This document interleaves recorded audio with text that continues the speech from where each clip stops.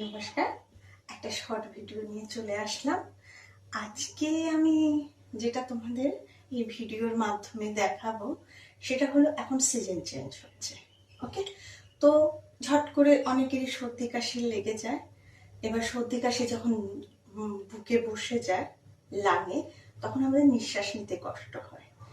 তো এরকম ধীরে ধীরে আমি যখন নিজেকে কেয়ার নেব না, তখন একটু বেশি পরিমাণে অসুবিধা শুরু হয়ে যায় নিঃশ্বাস নিতে এবং ছাড়তে।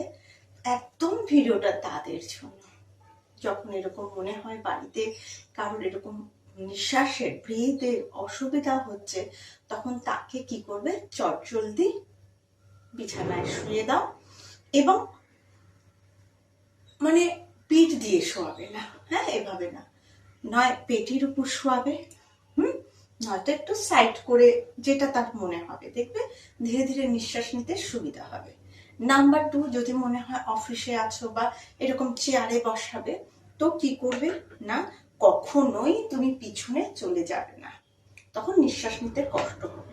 কি করবে, একটু এগিয়ে আসবে, দেখো আমি কিভাবে দেখাচ্ছি, আস্তে করে দেখো নিচে আসবে, এসে এখানে এসে তুমি দেখবে আস্তে আস্তে আস্তে আস্তে নিঃশ্বাস নেবে, নিঃশ্বাস ছাড়বে, নিঃশ্বাস নেবে, নিঃশ্বাস ছাড়বে, দেখবে আস্তে আস্তে আস্তে আস্তে তোমার ব্রিথের প্রবলেমটা একটু ঠিক হবে এবং তারপরে তুমি তোমার যা কেয়ার নেওয়ার সেগুলো অবশ্যই নেবে।